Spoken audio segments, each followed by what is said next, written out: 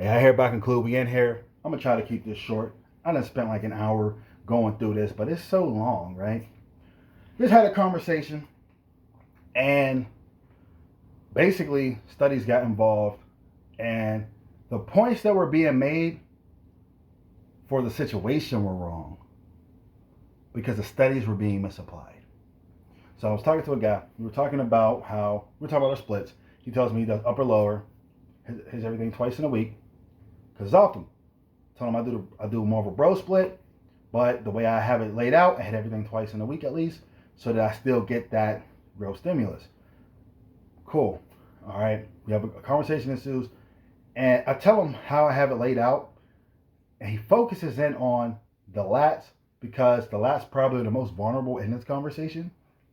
But two things. My main point was exercise selection is important if you're going to do this. And also, my main point was simply, well, that was actually it, really. Because my other main points come from the ensuing conversation. So, he pulls up a study about flat bench press. By itself, flat bench press. And he's like, see, this refutes your point that, your lats have some activation on the bench press. But it didn't. It said there's minimal activation, but the study was talking about how in powerlifting, when they start using the shirts, they take the bar, they train their lats because they have to pull it in to get that nice recoil so they could go up if you're wearing a bench shirt. It's not what we were talking about. Study didn't apply to that, but it did say that there's on a flat bench press, which I don't do, there's not much lat activation.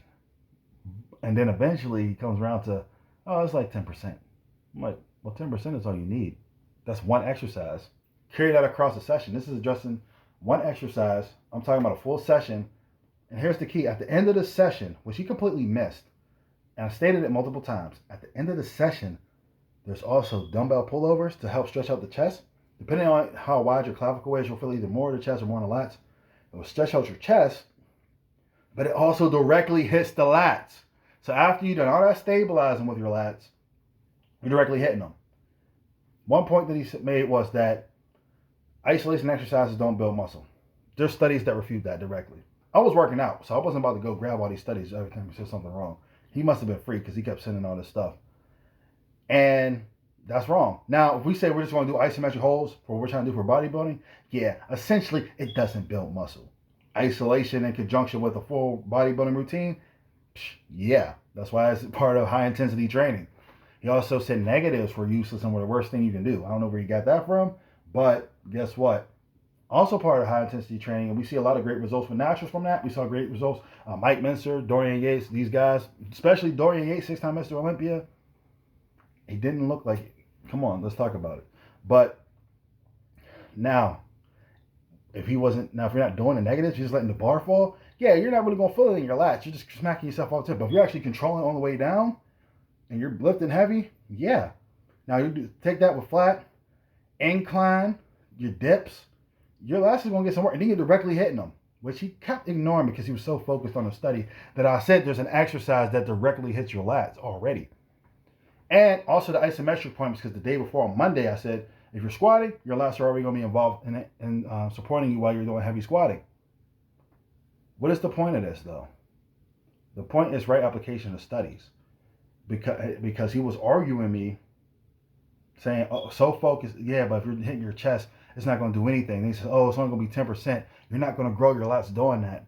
But he missed that I said that is the lats are getting hit that day. Also, when I do chest, shoulders, and triceps, I do a horizontal row to hit the lower traps, the rhomboids, and the rear delts, which also hits the lats to a greater extent than just doing your chest would, obviously.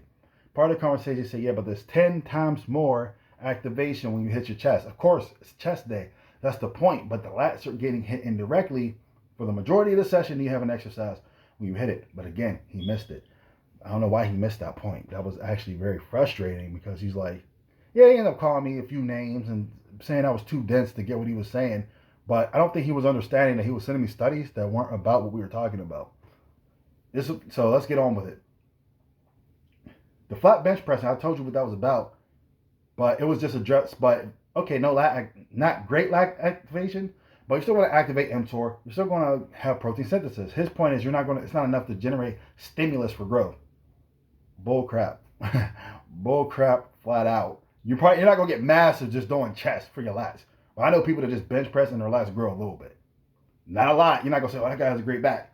But you do see, they do get some stimulation, right? So let's not go stupid here. And then 2 days later, you hit back, right? Directly, and another 2 days later, you hit it a little less directly, and you repeat the process. So really, you're hitting back like 4 times in a week, whether it be directly or indirectly. That was just my whole point. Then he starts talking about, recovery from so many sets and how you can't do it. And I said, well, yeah, it's true to the general population. Some of these sets within a session, it's going to take you 5 days to recover. I don't have that issue. Study applies to the general population. Good conventional wisdom doesn't apply to me. Study doesn't apply to me. Some people it doesn't apply to. But guess what?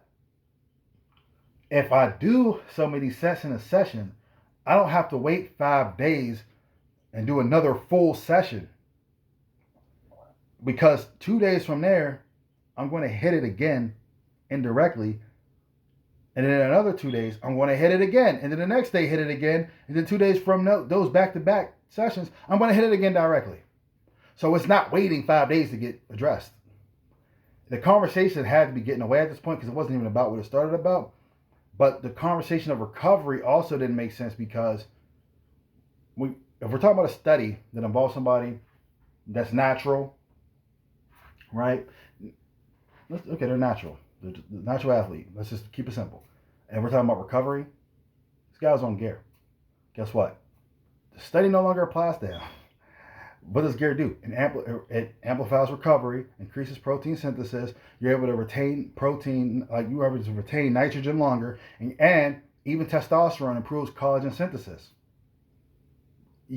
Recovery is out the window now. Study doesn't apply to you. Study doesn't apply to you. And then guess what? Because we're talking about a week of sessions that address a muscle group, whether or not, that makes the bench press study irrelevant because it's just saying that there's minimal activation in one session, but that's not all we're doing for the lats. Couldn't understand that doesn't matter because we're talking about the totality of a week of repeated exposure. You just couldn't understand that, which is very frustrating because someone's talking to you thinking that they know, but they don't know, and they keep throwing studies at you that are irrelevant. But when you talked about this volume, I don't have time to dig up the other studies on volume.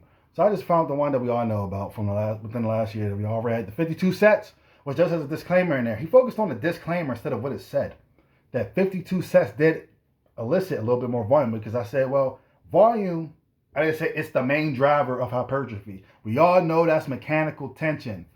But what I did say was that I'm keeping my working out. So I said it's a driver of hypertrophy.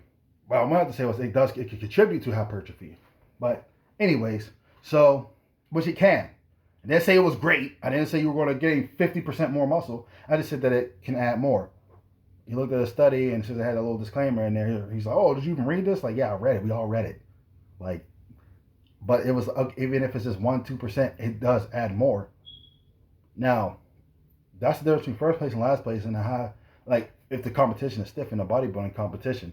The average person doesn't have to worry about that. We're not having an average person conversation, right? The average person doesn't have to worry about that. So he was bringing up Monday, Chris Beardsley, shout out Chris Beardsley, shout out Mark Lobliner. That's how I even am aware of Chris Beardsley's existence. Y'all remember Mark Lobliner, he helped me with my senior project back in the day when I was in high school, which is now a long time ago. In the afternoon, he had a newborn son. I think his name's Thomas. Almost Thomas. And he was literally holding him. I could hear him in the background. So I appreciated him taking it because he was just born when he helped me out. But that's how long ago this was. So, and he took the time out of his day to talk to me and let me know that, hey, there's other ways you can get into the industry. So consider that because what you're thinking about doing, you don't have to do, and you're probably going to fail. Long story short. And all those businesses and everything that came up at that time, they failed. So he really saved me. So thank you again. But yeah. I'm like, yeah, I respect those guys, but those studies still aren't about what we're talking about. And it's not what I'm talking about because we're talking about me and my split. I never said my split was the most optimal, and I never said everybody should do what I do. We're talking about what we personally do. I don't have that recovery hindrance, so I can do it. It's my split. So the conversation, oops. So the study didn't apply to me personally, and the way that he was trying to apply these studies didn't apply to the situation. All this long video to get the ad revenue. Say now I've been demonetized. Y'all saw that one coming.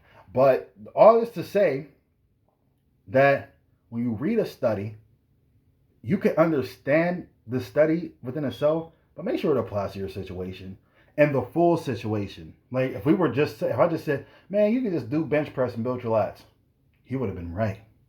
But I said the chest session, which has dumbbell pullovers, which I mentioned multiple times, in conjunction with these other days of the week and a direct session, helps you gain more stimulus to the lats throughout the course of the week. And for some reason, he really hyper focused on that one point and couldn't understand. I was saying this is effective in conjunction with everything else, not in of itself. And the study was not addressing that question. It wasn't even addressing exercise selection and everything else. It was addressing one exercise. So when we talk about, I even told him and you get hit on other days too with another rowing variation in the lats. He wasn't comprehending. And a lot of people, that's what happened. They don't comprehend. They're just not smart. Let's say it like that. They're not smart enough to read a study and apply a study to the situation that they're talking about. And you see this all over the fitness industry. You see this when people are talking about studies involving everything. The general population, even though we're supposed to be more scientifically literate, we all go through the same education. They walk away not knowing. I think that in school we need to talk more about reading studies, understanding studies, how to apply studies, actually going over the method section, the population that it applies to, because we do all this other stuff in science. That's something we don't spend a lot of time on. That's all I'm going to say on that. I said a lot on it. I'm trying to keep the video short. I've been doing a bad job, so I have to keep reshooting it. But that's it. Next time you read a study, make sure it applies to you. For instance, if we're reading a study about skin cancer and everybody's white, maybe you should find one that's on people that aren't white if you're not white. Something like that. Yeah. So when we're talking about recovery, if we're talking about natural and you're enhanced, it doesn't apply to you. If we're talking about a lot of activation on a bench press, but we're not talking about just doing a bench press for stimulating muscle protein synthesis multiple times in a week, pick a different study. Come on, dude. I'm not mad about it because I understand when he's not understanding. I'm just mad that he doesn't realize he's not understanding. And I deal with people not understanding studies every single day on various topics. So, and misapplying them. Like, oh man, I can't eat this because it's not gluten free. Do you have a gluten intolerance? No, then it doesn't apply to you. Wait, where do you live? Oh, I'm in this country and blah, blah, blah. You don't have those ingredients, dude. Why are you worried about? Why are you freaking out? That kind of stuff. So, catch you around. How you want to act?